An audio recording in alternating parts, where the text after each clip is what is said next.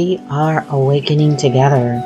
This is our weekly gathering we hold online. For more information, visit our website, awakening-together.org. We'd love to see you there. All right, so good morning, everyone. Welcome to our weekly gathering.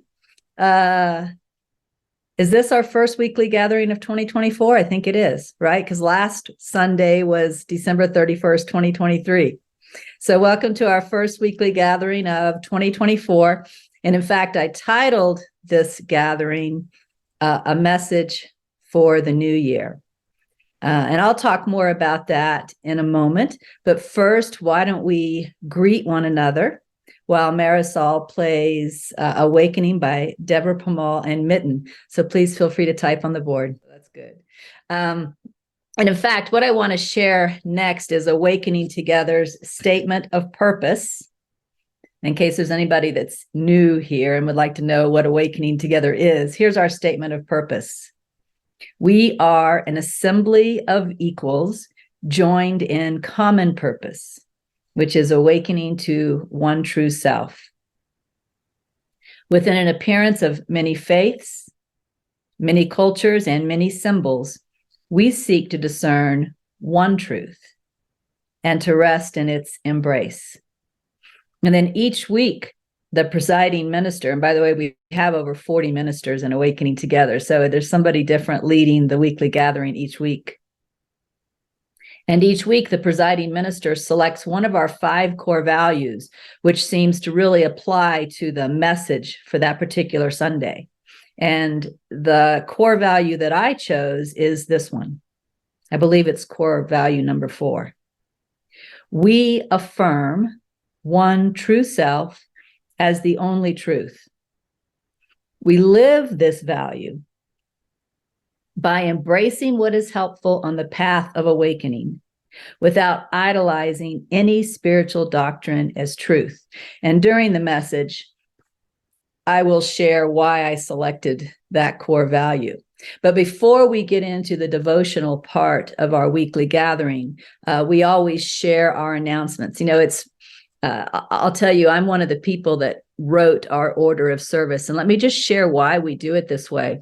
I have been to churches before. Most churches share announcements on Sunday, but many of them, maybe even most of them, share the announcements at the end. And that's always left me feeling like I get into this devotional part of the service. I'm feeling all devotional and caught up in what the message was. And then there's these announcements. It kind of feels, I don't know, it feels like it takes me out of the devotion. So when we planned our order of service, we put the announcements up front so that once we get into the devotional part of the message, we can just stay with that devotion and we don't break out into commercials. So commercials first. And this morning, our first announcement is going to come from Jacqueline. So guess what? That means now we get to move into the devotional part of our program. And we start the devotional part of our program by relaxing with a song. However, I want to tell you that I picked 2 songs. So we're going to listen to 2 songs right in a row.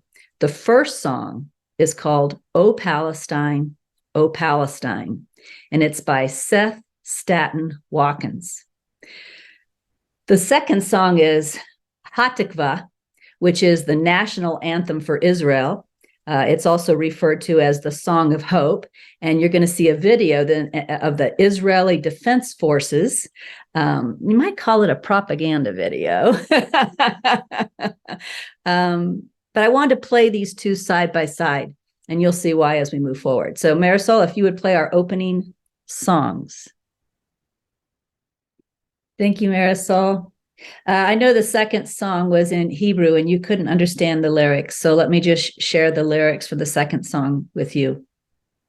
As long as within our hearts the Jewish soul sings, as long as forward to the east, to Zion looks the eye, our hope is not yet lost.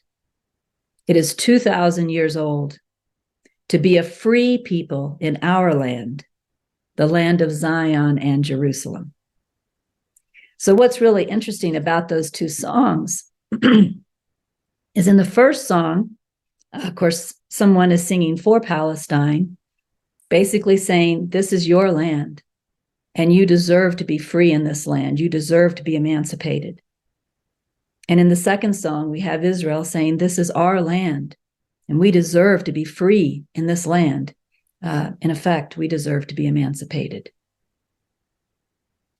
Both of those are referred to as songs of hope. And what occurred to me as I was listening to the two songs, and of course the opposite points of view, but basically the same words, is that we don't find hope in the world. By looking to a solution in the world, whether it's Palestine should have the land or Israel should have the land or anything else, we're looking in the wrong place. And this is such a perfect conflict because this conflict is as old as Abraham himself, because, you know, Palestine is the descendant of his firstborn son, in case you don't know, and Israel are the descendants of his secondborn son. They're family. They've always been family. Why don't we go into our prayer?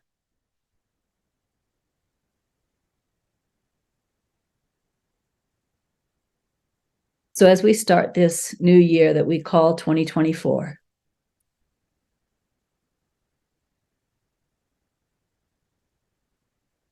I'm reminded again of the Charles Dickens line from A Tale of Two Cities. It was the best of times, it was the worst of times. Because we can look out at the world and maybe find what we perceive to be cause for hope. And we can look out at the world and always see disaster looming around the next corner. My prayer is that we learn to see that's just a cycle that's been going on since before Abraham, since Cain and Abel. And the world will just keep being the world. And that our hope lies within. And that we learn to focus our eyes within. And we forget about the world while letting the world be the world. Amen. So we're going to go into the reading. Now, recently I moved. And when I was moving, I did something that I had told people I was going to do. I threw away all my old journals, trashed them. I had a big old chest full of journals, and they got thrown in the trash. But one of those journals, the only one, was typed up and in a notebook neatly. And so I thought, what's this one? The rest were all handwritten and scribbled, and this one was typed up. It was the original Inner Ramana. So I flipped through it just because it was different than the others. And I found actually a couple messages that I had decided not to put in the published book. One of them a little longer than the other one. And so I thought what we would do today is share one of those messages. And so in this version of Inner Ramana, I had called this message Releasing Fear and Embracing Devotion. And during the message, while I was having my conversation with Inner Ramana, I felt guided to go read NTI John chapter 2. So it's embedded within this message. And so Lynn Castaldo is going to read for us. She will read Releasing Fear and Embracing Devotion, as well as NTI John chapter 2. So Lynn, I'm turning the mic over to you.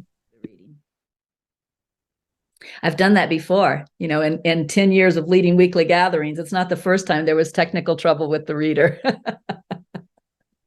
So, well, then tell you what, why don't I just move on and be the reader? It was nice that Lynn wanted to be the reader, that she was willing to be the reader, but why don't we just move on? So I am going to read Releasing Fear and Embracing Devotion. This was received on March 4th, 2009. Today, I will speak of fear. Fear is not to be ignored, and it is to be questioned. But before one can use questioning to relinquish fear, one must be willing to see that in truth, there is nothing to fear. True willingness to see there is nothing to fear may take a long time to accomplish. The primary cause of fear is belief in the world. That also includes belief in the I thought and the body. Or said another way, belief in the illusion or non-truth is the cause of fear. When I say the primary cause of fear is belief in the world, I do not mean the world is the root cause of fear. To the contrary, the world and its many fearful situations are the imagery of fear. But one who believes the imagery reacts fearfully. This is what I mean when I say the world is the primary cause of fear. I could also say delusion is the primary cause of fear, but in truth, delusion is the only cause of fear. So the belief in form is the primary cause of fear. Therefore, if one wants to be less fearful, he must transcend his belief in form. This is not difficult to do, since the knowledge that form is not truth lives within him. He need only awaken this knowledge. That is the purpose of the mantra, I am that I am.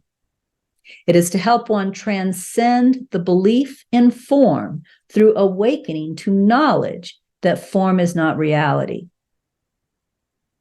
Once one has awakened to this knowledge, fear can be put aside whenever it is experienced by questioning it. Once one has awakened to the knowledge that form is not reality, one must merely ask, who is the I that is fearful? In an instant, it will be revealed that only the false I can be fearful. And this realization alone is enough to put aside fear. And then I had a question. Could you speak a little on the difference between intellectual knowledge and the realization of true knowledge? The inner teacher. Intellectual knowledge must come from without, and it requires learning. True knowledge comes from within, and learning is not a part of it. It is already known, so it must only be remembered. It is also wordless, although it can be expressed in words. Intellectual knowledge always involves words. And although there may be a great many words, there may be no real understanding. And then I asked, what else is helpful to share now? And the inner teacher answered, one gains true knowledge when he seeks only that. As long as he is satisfied with intellectual knowledge or believes learning is truly acquired through those means, he will seek intellectual learning and be limited by it. When he desires only true knowledge from within, he shall be guided to the realizations that already live within him. He will also no longer have any true interest in intellectual learning. Question. I am willing to be an impersonal scribe, and I am happy to share whatever you would have me share each day. Yet I do not want to forget my own path of awakening. Inner teacher. Impersonal is the truest reflection of your truth. When you are willing to be the impersonal scribe, you are stepping away from I and serving the totality as you, just as I do. When you become concerned about your own path of awakening, you have stepped back into the belief in individual I, and you are once again the one who needs to awaken. You can be either the impersonal scribe or the I that needs to awaken. Question. Thank you. I will do my best to remain impersonal and available and to question the I when it arises. And then the internal prompt came to read NTI John chapter 2. So this is what I read. The Holy Spirit is the light that fills the hearts of man. It is a light that shines in every heart, and it shines unceasingly. It does not exist in some, then not in others. For all that lives, lives through the light of God.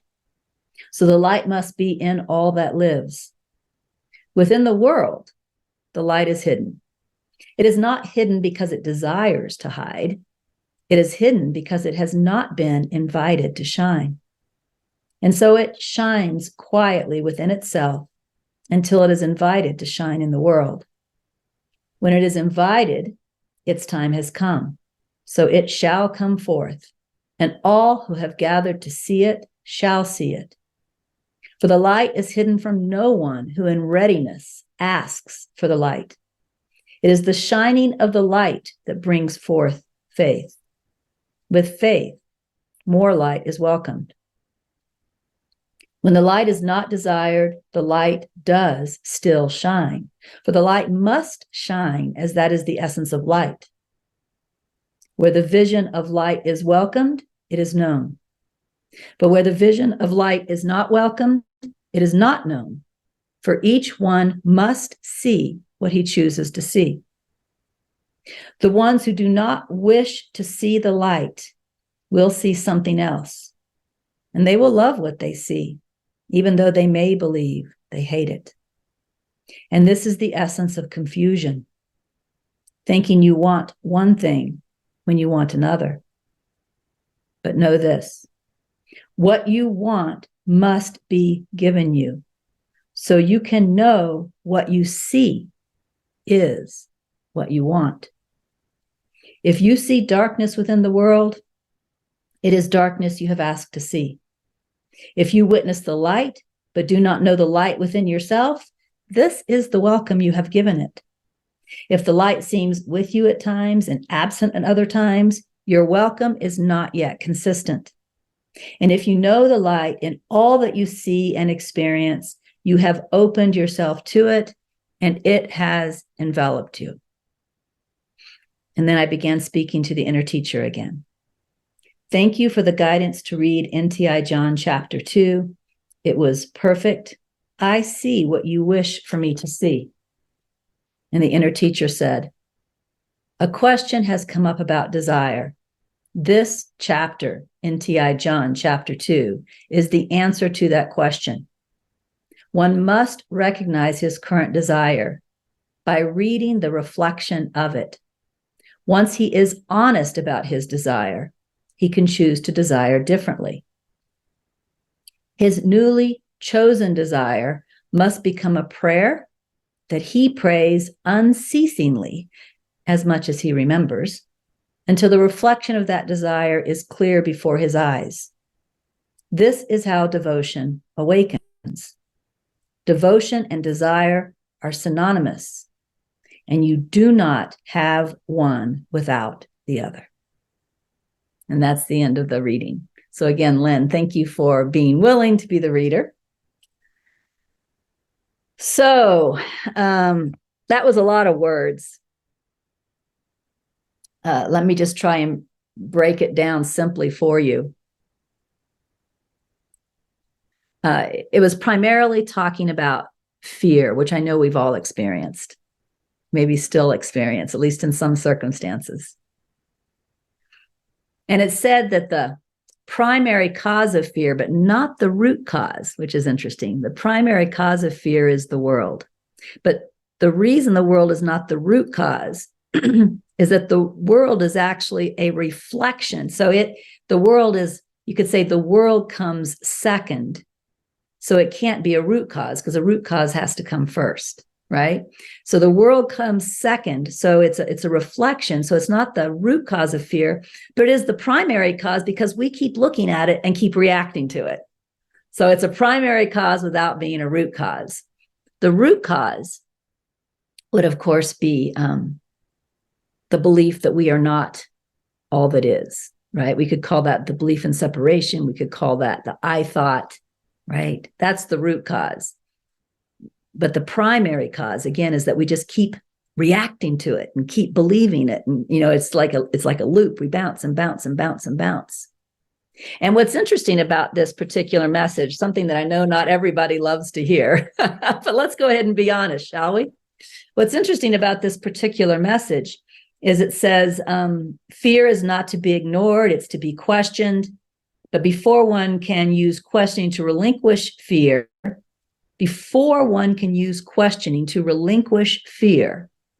one must be willing to see that in truth, there is nothing to fear.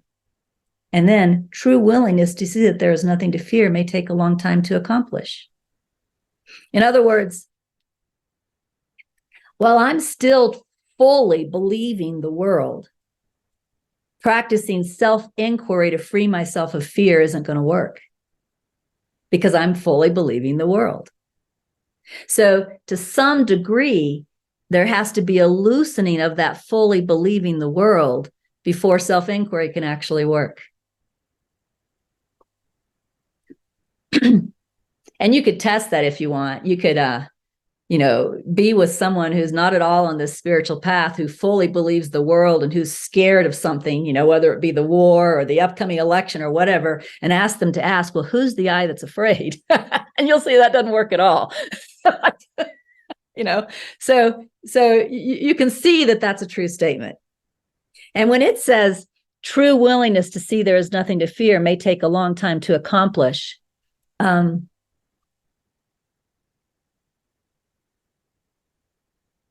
many of us still may already be there.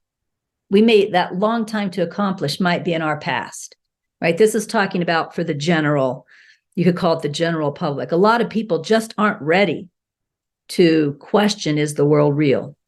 A lot of people just aren't ready to ask, what am I? And we can see that's true too, right? So it's like you have, Ramana used to say you have to be ripe. And again, I know people are offended by that sometimes, but if you really look at this logically, you can see that's true. And not everybody's ready. But yet here we are, right? So there must be some readiness here.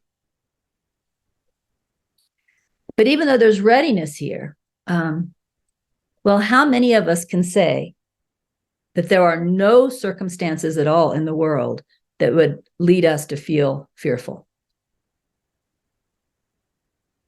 All right, I didn't see anybody raise their hand. I didn't raise my hand. So even though we are in the state of readiness to some degree, we're not fully there yet, which means there's room for progress for each of us. Now, this is where Inner Ramana and I entered into a discussion about intellectual knowledge, because, lots of spiritual students can go around saying, the world is not real. I do not believe in the world. And yet when the bear is charging them, suddenly they do believe in the world. Or when the wrong person in their mind is getting elected president, suddenly they do believe in the world. Or when there's a threat of war, suddenly they do. Or the stock market goes down, suddenly they do, right? So it's BS. We can tell it's BS because we're still afraid. So how do we get this true knowledge, the knowledge that allows us to not be afraid? Isn't that the question? It's not the intellectual knowledge. That doesn't do a damn thing. How do we get this true knowledge? And so this is the question I was asking. And here's the answer that the inner teacher gave. One gains true knowledge when he seeks only that. This is a matter of the heart. Goes on to talk about desire, right?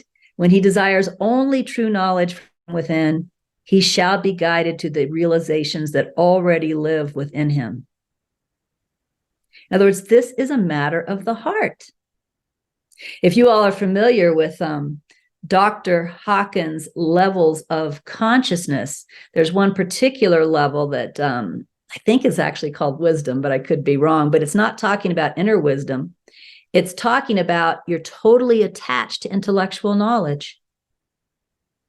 And it even, if you read Dr. Hawkins' book, in fact, I brought it here for those of you who are curious. It's called Transcending the Levels of Consciousness, The Stairway to Enlightenment. If you read this book, he talks about how difficult it is to transcend that knowledge because there's such a, I'm going to call it pride. I don't think he uses that word. He probably calls it an ego payoff, but such a pride in knowing things, right? We're happy to know what we know. And because we're happy to know what we know, we're not so eager to relinquish it. So how do we transcend this pride of intellectual knowledge? I know this, I know this, I know this, to move into true knowledge.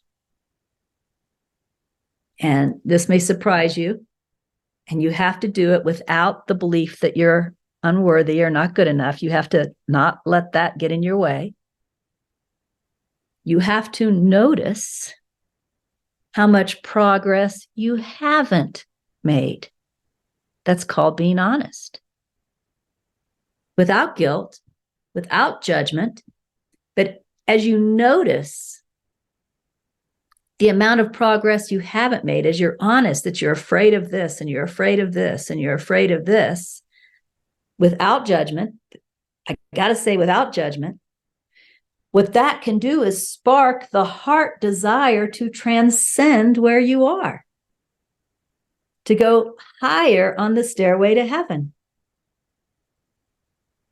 And when that heart desire kicks in, that's the desire that leads to the true knowledge.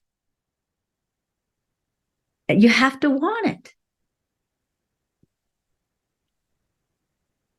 He goes on to say that devotion and desire are the same thing. And by the way, this whole thing from NTI John chapter 2 was just clarifying this message, because NTI John chapter 2 was saying what you see is what you want to see.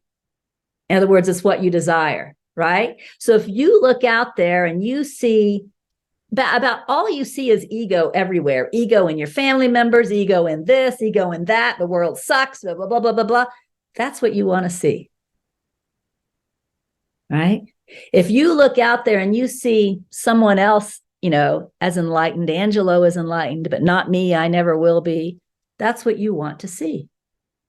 Now, if you're starting to experience clarity in yourself, and the wisdom is coming from within you, the clear seeing is coming from within you, but then you lose it sometimes, that's what you want. And if you are able to live from clarity, see with light, that's what you want. So what NTI John is saying, again, is look at where you are, honestly, and just keep looking at where you are and realize you're there because you want to be, again, without judgment. And what that will do is naturally bring up a heart level, because this comes from, we could call it God. It's not an intellectual decision. This will bring up a heart desire to transcend and go higher, and that's what takes you higher.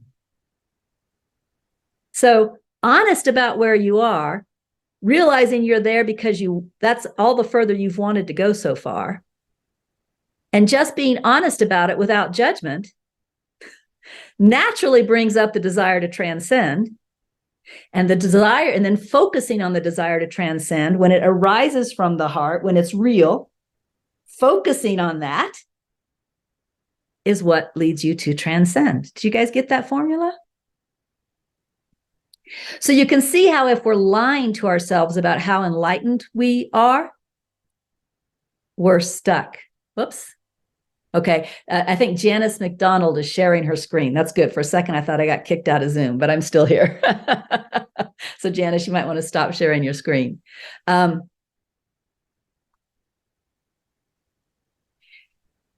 Lying to ourselves about how enlightened we are is what keeps us stuck. Being honest about our shadows, whatever they are, and accepting responsibility without judgment. This is all the further I've wanted to go. That's why I'm here.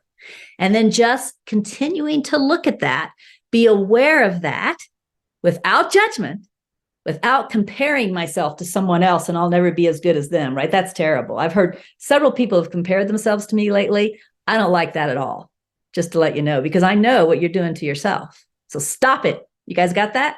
Stop it. I do not want anybody else writing to me and say, well, I'm not like you. I can't do what you do. Bullshit. All right?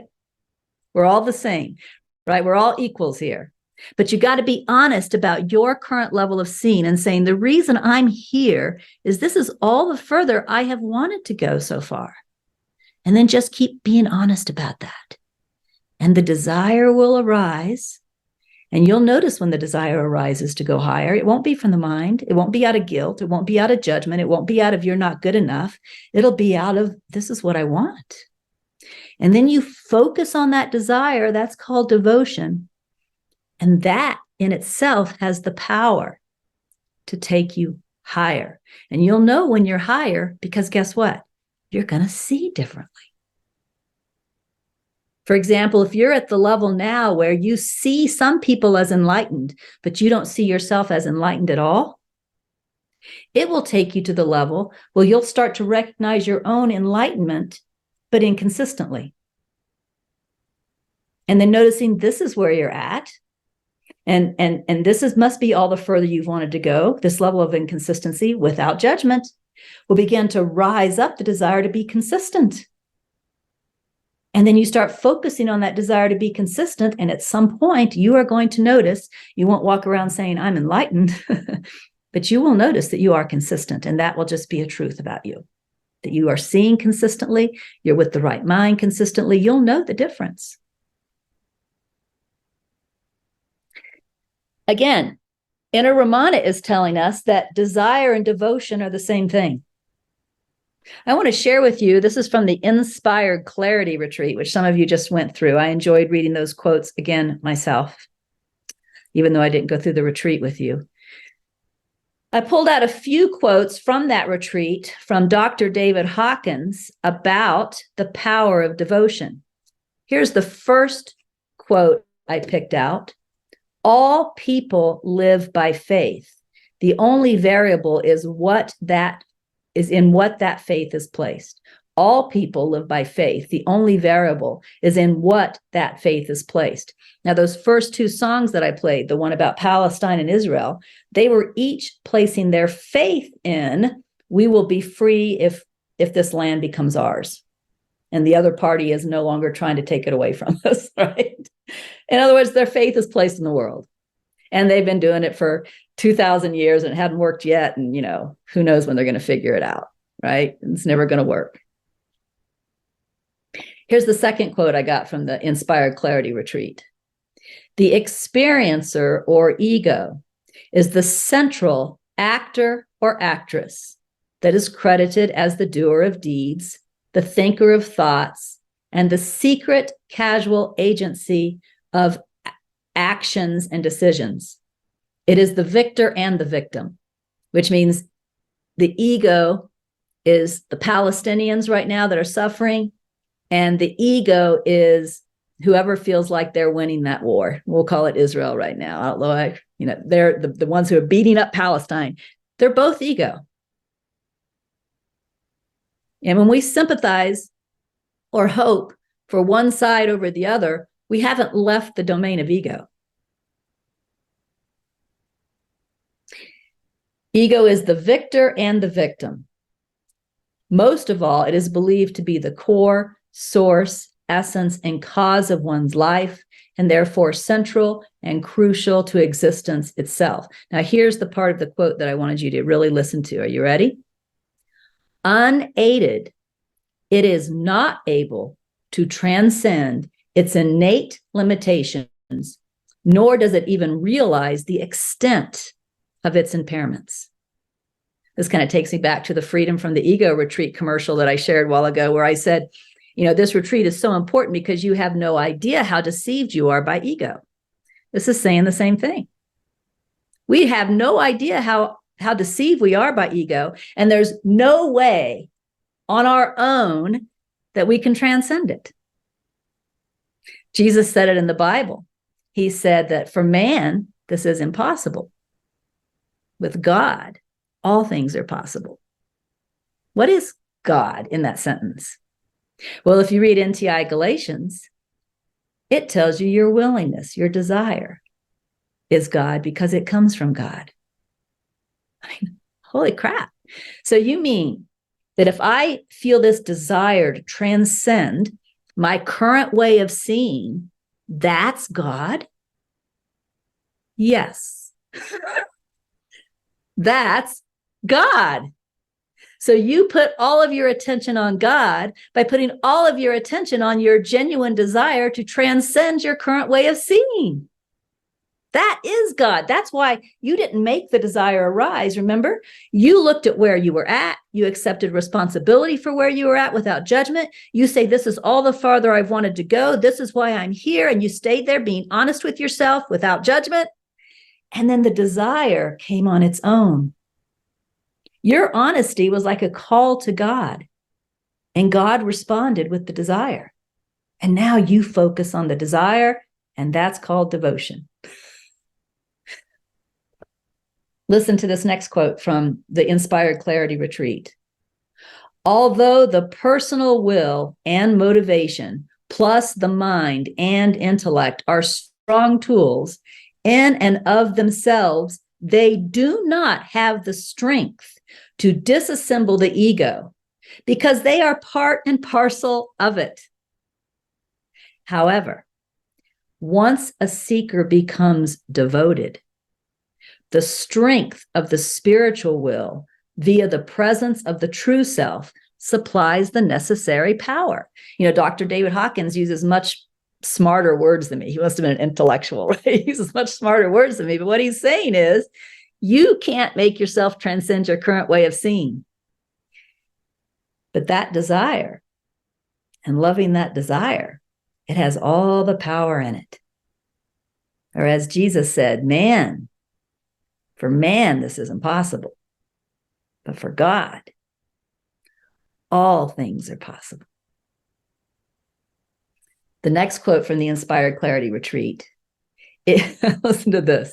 It is only necessary to shift from devotion to the world to devotion to God and spirit. Now, those two songs I played were an example of devotion to the world. If things work out the way we want, we will be free. That's what those two songs said. Obviously, we know how to be devoted. If this person is elected president, things will be okay, right? We know how to be devoted. But the problem is our devotion is pointing in the wrong direction. It's pointing towards the primary cause of fear, which is only going to result in more fear. We need to take that devotion that we already know how to do and just bring it in and be devoted to our desire for truth, our desire to transcend our current way of seeing, our desire to be free, whatever rings that bell for you. Devotion prioritizes one's life and attracts that which is of assistance. This sentence is not saying you prioritize your life. It isn't. It says the devotion will do it. If you are just focused on the devotion, everything else is going to happen naturally in the way that it needs to happen to help you transcend. Your job is to be focused on the devotion to your desire, the desire that was given you by God. By spiritual intention and devotion, the calibrated level moves up. And as it does, the field itself supports the undoing of the ego's dominance. In other words, your way of seeing is going to change. Your way of looking at your thoughts is going to change. Your way of looking at your emotions is going to change. The choices you make is going to change. Now, you may still believe I'm doing this. I'm getting better at mind watching. I'm getting better at emotions. I'm getting better at making different choices, but that's not the truth. It may feel that way to you. But why are you getting better? Because the ability to get better is being provided by you rising in consciousness. And you are rising in consciousness because you are focused on your desire. Why is this a message for the new year? Well, the new year is traditionally when people select New Year's resolutions. What if our New Year's resolution is simply to be honest about how I see now without judgment? Just be honest. Yep, I see that I see ego here. That must be what I want to see because that's what I see. And then when we notice devotion or we notice desire rising up to transcend our current way of seeing, we give our focus and attention to that. What does that have to do with the core value I selected? The core value I selected said, let's see, we affirm one true self as the only truth, but it was really this part.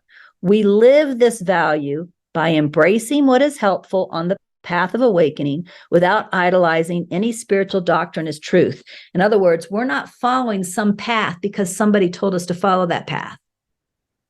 We're going to focus on our desire, love our desire, and our desire is going to guide us to whatever we are to be guided to. That's what Dr. David Hawkins said. And even if it's different than what Regina did, or different than what Rhoda's doing, or different from what, we're going to trust it. Because we know that loving our desire is then giving us everything we need. And that's what's great about Awakening Together, is it supports that. So that's the end of my message. I think we have another song to play now while you contemplate my message. Also, Marisol will give you a link that will give you the chance to donate to Awakening Together if you'd like to. The song that I have selected is simply called Devotion, because we want to contemplate that importance of devotion in helping us to rise up. This is by Earth, Wind, and Fire. Take it away, Marisol. Thank you. And I noticed Joe said that stage in Dr. David Hawkins' map of consciousness where we are attached to intellectual understanding is called reason. So thank you, Joe, for putting that comment in the chat. All right. So this is the part of the service where you all get to share. We have about 5 minutes. So who has something they would like to say based on today's homily? All right, Mary. Good morning, and thank you, Regina. That was just perfect. I have an example. I finished the clarity retreat before Christmas, and I have been contemplating, meditating, expressing my desire for more clarity. Well, yesterday, I won't go into the story or the guilt, but I lost my phone. And so I got online, found my service contact, got a new phone. It's going to be a few days before it's shipped and a few days after that. And then the real fear set in. I don't have a phone. I've always had a cell phone close by for years and years and years. I don't have a land phone. I won't be safe when I drive. I won't be safe walking my dog, because what if I fall? Because I've fallen before when I've walked the dog and had to get help. And then, so started looking at that. And it was like, shit, you're back where you started, was where I came to. Like, you thought you've done all this, you've got all this new clarity. Not that I'm completely clear on anything, and here you are in fear again. And it took me all day yesterday of doing inquiry and then journaling and mind dump to get back to, I have inner guidance. I don't need the damn phone. It's nice to have it, but I will be fine without it. I have everything I need. And a lot of things I want. So thank you. You just kind of summed that whole lesson up that I went through yesterday in your homily this morning. So thank you, Mary. I've had my share of dog walking accidents too. So who else would like to share? All right, David. Regina, thank you so much for all of your sharing. And I just wanted to say, I was noticing in the last week or two how much complaining that I was doing just in my mind, just complain about anything. And I thought it's really interesting with the message that you shared, because I started to take these complaints and really just look at them and understand that this is what I'm seeing. This is what I want to see. This is where I'm at. And this is also where my healing is at and where I can look more.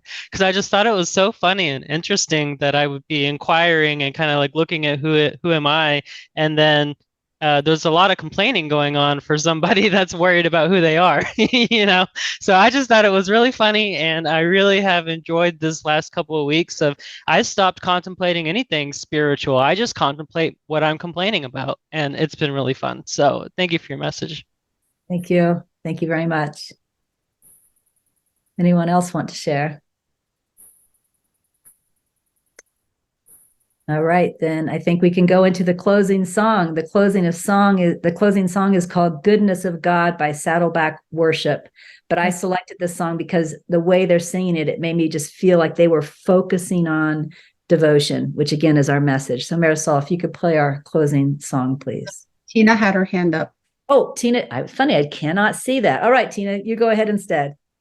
I still don't see it. It was silly, but I just want to know, well, I don't want to say, when I beg sometimes God, like when I'm praying, to show me myself an ego, I'm going to cry for some reason. But I know it's my ego that tells me that I'm not. When you said that, like, and then I took that inspired clarity retreat. I know I'm not making full sentences, but when I did that, I was like, I don't know, something in my ego was like, oh, see, you're not at that level. You're at this level. It's like every time I turn and try to go forward, it's like this little war going on in there. And I don't really know. I just wanted to say Tina, that. I'm so glad you spoke, if I could interrupt, because what you just said is so important, is the ego's like, you're not at that level, you're at this level. When the ego says you're not at that level, you're at this level, it says it with judgment. The key is to be able to do the same thing without judgment. Say, okay, I am at this level.